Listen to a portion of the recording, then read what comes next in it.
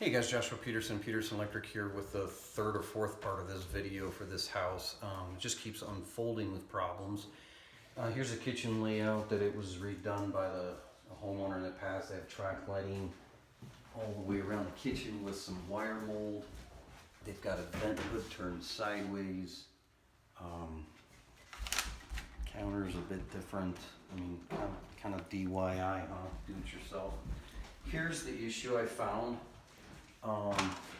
This was burying this box. We can't have this. In the center of this cabinet is the center of that box. And I've got a wire coming in from the bottom and two from the top. Can you see the copper and the aluminum? Well, the circuit comes from the panel and a multi-conductor cable. So, some of you inspectors that are watching us, I just want you to know it is almost impossible sometimes to get multi-circuit arc faults to come on here, because look at what comes in, black, red, and white from the panel. This is 240 from 120 here to here, here to here, and then 240 here to here. Well, one of them drops for the washer. The other one goes from here down to the furnace right below, and then from the furnace back up over to there. I can tell you right now that they did a remodel right after in the 70s, right after they got the house, because one cable is black 12 gauge and the other one's white, and they changed that color of that cable, but they hadn't changed back to copper yet. Anyways, this circuit goes down to the furnace, comes back up. Well, a multi-branch circuit breaker in there has never been able to share, even with a dedicated furnace, with an arc fault in its own pathway back and forth. Let alone, I can get a Siemens 2-pole multifunction, but I can't get a multifunction Siemens that has a dual action GFCI, AFCI, and this video is 2011 of November.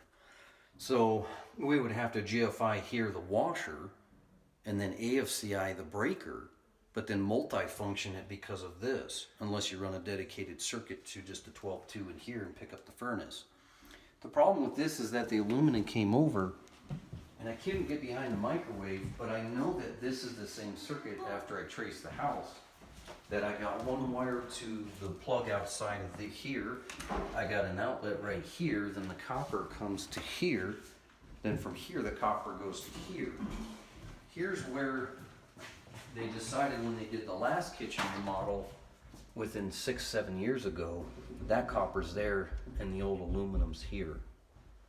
So what I'm gonna do is I'm gonna cut a hole, whether they like it or not, it doesn't really matter. I have to do something without trashing the kitchen. I'm cutting a hole back to back in the bathroom, and I'm gonna blank it. Now, normally, I would like to say that I would put an outlet here. For what purpose? I don't know. I guess if you're on the toilet a long time and you use a USB port to charge your phone. But the last thing I wanna do is add another load on this circuit. So I'll just put a blank here. On the inside of the cover, I'll label it what's going on with what circuit number 13A. But we can't leave that. Otherwise, normally I'd cut a hole in the cabinet and put a blank in here. But I can't, because I'll wreck the structure of this cabinet, and it's already having issues as it is. So, and you can see this, it's kind of like that old theory when you go to hire a person, take a look at their car, what it looks like before you hire them. I'm sure their car looks like their bedroom, but look at the way this guy left all this shit down here, besides my tools. But I mean, we've got decon down here and all this old materials that he left and just put the cabinet over it. If that gives you any inclination how he remodeled, this is the third splice that I've found behind something. You already saw the basement one where it almost caught fire with the water down there. Now you're seeing this in the kitchen.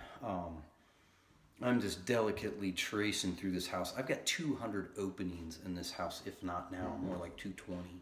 So I'm making sure everything's 100% tight on this. Everything's labeled, because the last thing I want was one splice I missed, and then boom, we got a fire, because these wire caps were already starting to heat up. Anyways, thanks guys.